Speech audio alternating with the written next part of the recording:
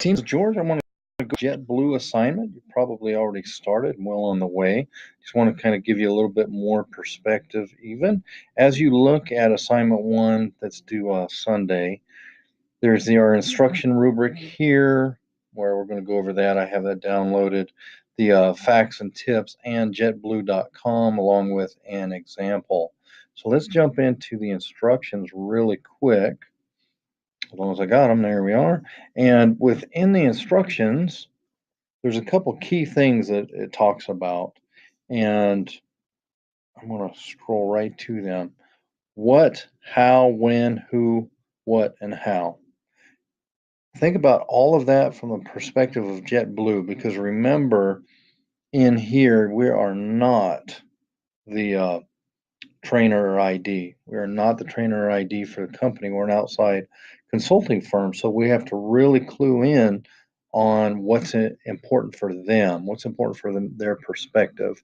What is the JetBlue organizational culture? We really have to match up what we're delivering with their culture and something that fits their needs. So the way to do that is to first take a look at their website, just like what we had there. Here's their site. And just kind of explore, look at it. Is it modern? Is it fresh? Does it look like they're going that extra step for people? Does it look like they're being unfriendly to people? What does their website look like? That's your first taste.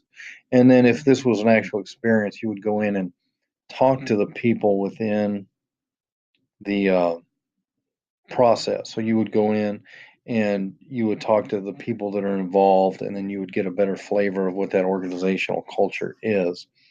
So let's look at this part here. Here's our actual case. JetBlue has always emerged profitable airlines. It's small, it's nimble, it moves. The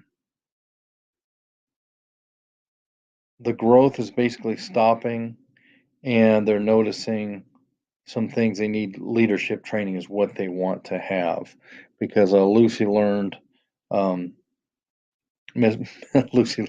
learned. It sounds like it's a verb, but it's her name. Lucy learned. She's got a master's degree in instructional design with a job at JetBlue as her first in the private sector. She graduated a couple years ago, so she's excited, a little bit nervous, and she's contacting you for help. So how can we help Lucy? So our job is really to make Lucy look highly intelligent and skilled and satisfy the needs of the leadership team that she is reporting to. So Lucy has a lot of valuable information, and that's our key contact right there. So as you are writing this, look at the grading considerations here. A brief overview of what training program is based on. Write and evaluate the program.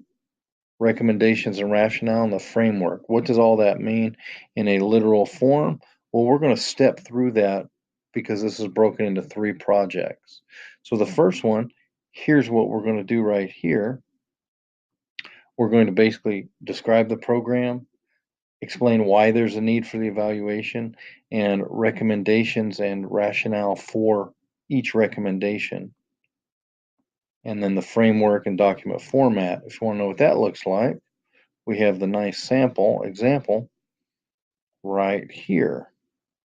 So do you see how headers are used to make things point blank?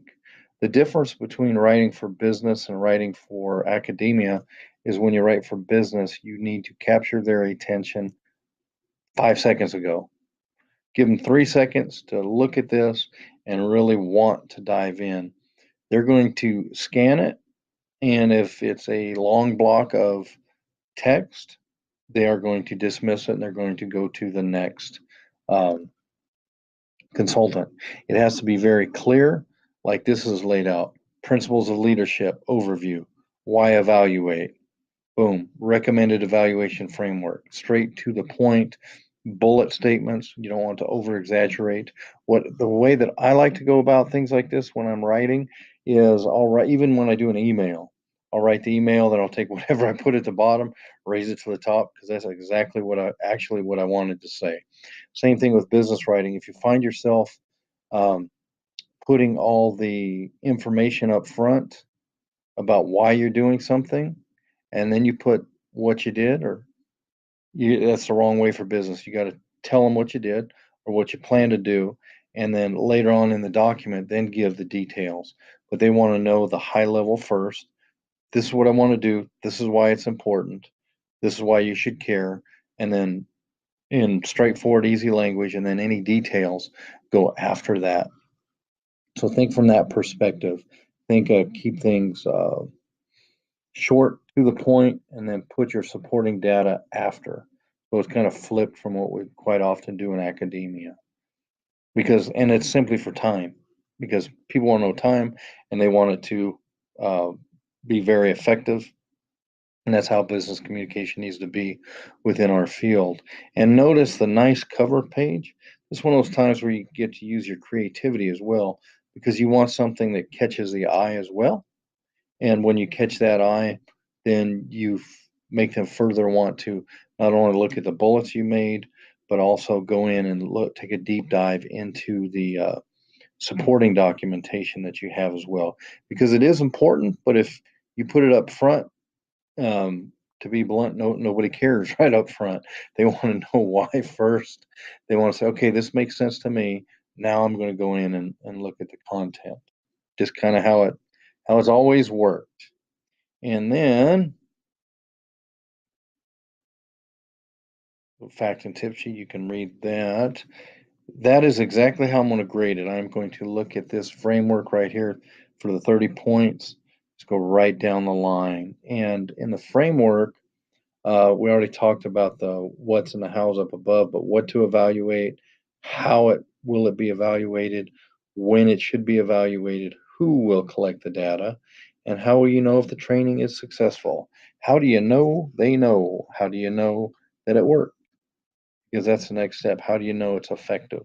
How do you know it works? And if you answer any of these from your perspective as a designer or a trainer, you might miss the mark a little bit.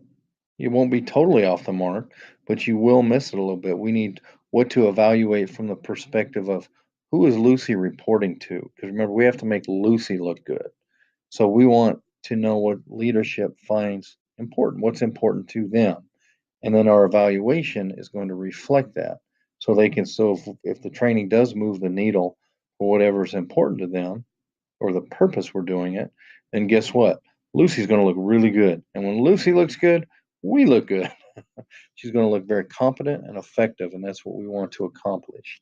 And the how it will be evaluated, you want to keep that succinct, and you want to write it so Lucy can easily explain that to somebody in leadership who has absolutely no background in being a trainer or instructional designer. That's kind of the key. So that's the first part. So how will it be evaluated? Put it in straightforward language where Lucy looks like she's absolutely brilliant because she can explain things simply. You can then, after that initial piece, put in the content that, where it's anchored to all the data and everything else that we have and all the articles. That's fine. Um, when, who, and how, they're not going to be really worried about that. So you can kind of just give that to Lucy in a strong context of the content and support. But you also need to give her those talking points because she needs to be able to give talking points to the leadership team, and the leadership team needs to be able to take those talking points and use them amongst themselves as well. So that's kind of the perspective that we need to go through here. So the step one, take a look at the rubric. Step two, jump in and look at the case study itself. And then step three, I would look at the example. So feel free to be creative here too. Don't just go in and fill in the blanks. Be creative and put something together that you're proud of. Think of it like when you're going into one of the 590 classes where you have to submit artifacts. Think about making it as a something that's just outstanding that you would submit for that and that you would like other people to see. So kind of put that into your perspective as well. You know, take time to be creative, take time to maybe come from a tack that you normally wouldn't when you feel pressured for time and everything else. Because if you are being creative and taking a chance, I'm not going to knock you down points for that. If it's off the mark, I'm going to tell you, you know, this really doesn't work, but I'm not going to be very strict with the points because I see that you were trying something different and I appreciate that. That's kind of how we grow as a field. And sometimes when we try things a little bit different, they don't work. You know, and it's better to learn that here than it is when actual money's on the table. So feel free to make some mistakes, take some chances. That's absolutely okay.